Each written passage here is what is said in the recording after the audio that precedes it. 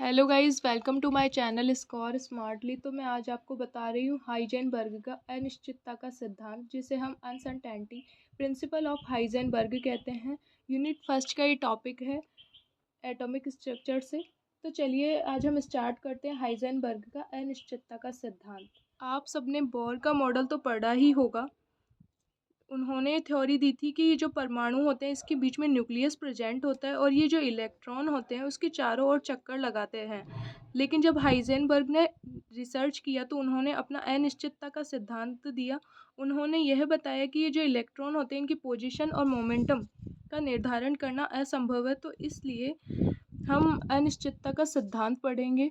तो चलिए अब हम इसका इंट्रोडक्शन देख लेते हैं। इलेक्ट्रॉन की तरंगीय प्रकृति वेव नेचर ऑफ इलेक्ट्रॉन के कारण उनकी सही स्थिति तथा संवेग को एक ही स्थान पर अर्थात एक ही समय पर ठीक ठीक निर्धारण करना संभव नहीं है। तो जैसा हमने पहले पढ़ा था बोर के मॉडल में कि मतलब जो इसकी स्थिति और संवेग है, मोमेंटम है, इसकी पोजीशन है, उसका जो एक ही समय पर निर्धारण करना असंभव है। इसके लिए हाइजेनबर्ग ने सन 1927 में एक थ्योरी का प्रतिपादन किया जिसे अनिश्चितता का सिद्धांत भी कहते हैं। तो हाइजेनबर्ग ने 1927 में एक थ्योरी दी जिन्हें हम हाइजेनबर्ग का अनिश्चितता का सिद्धांत कहते हैं। चलो अब इसकी डेफिनेशन देख लेते हैं। इलेक्ट्रॉन जैसे गतिमान सूक्ष्म कण के स्थिति व संवेग का साथ साथ सही निर्धारण संभव नहीं है। जो इलेक्ट्रॉन है वो हमेशा घूमते रहते हैं, तो इनका जो संवेग है, स्थिति है, इसका निर्धारण करना असंभव है। ये जो इलेक्ट्रॉन होते हैं ये गतिमान होते हैं, ये न्यूक्लियस के चारों ओर घूमते रहते हैं, बहुत सूक्ष्म होते हैं।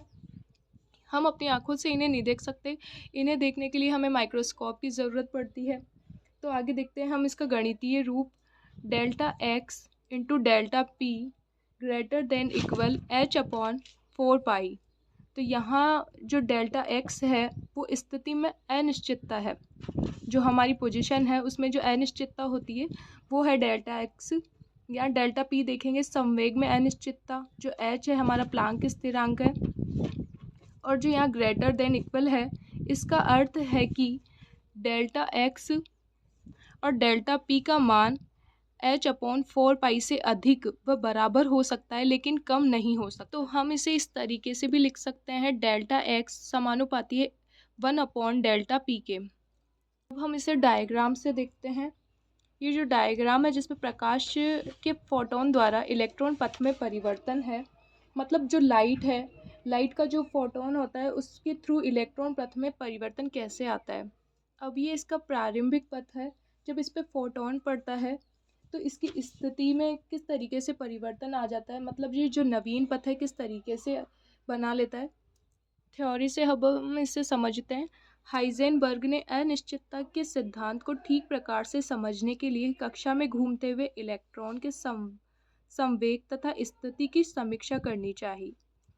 इसलिए इस इलेक्ट्रॉन की स्थिति ज्ञात करने के लिए एक ऐसा विशेष प्रकार का सूक्ष्मदर्शी होना चाहिए जिसमें इलेक्ट्रॉन दिखाई दे सके। मतलब इसके लिए एक स्पेशल माइक्रोस्कोप की ज़रूरत पड़ेगी जिसमें हमें इसके जो इलेक्ट्रॉन है वो अच्छे से दिख सके।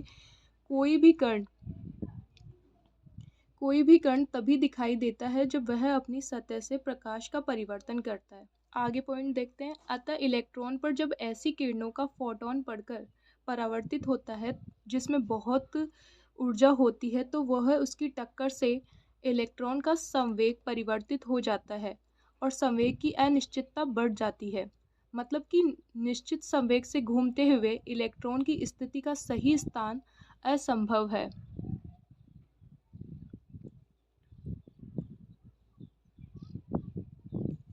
आगे पॉइंट देखते हैं। यदि किसी कण की स्थिति को सही रूप से परिकलित करना हो तो डेल्टा एक्स को बहुत सूक्ष्म करना पड़ेगा जिससे डेल्टा पी का मान बढ़ जाएगा अथवा स्थिति की अनिश्चितता नगण्य करने पर संवेग की अनिश्चितता बढ़ जाएगी। आई होप आपको ये वीडियो समझ आया होगा and thank you for watching this video.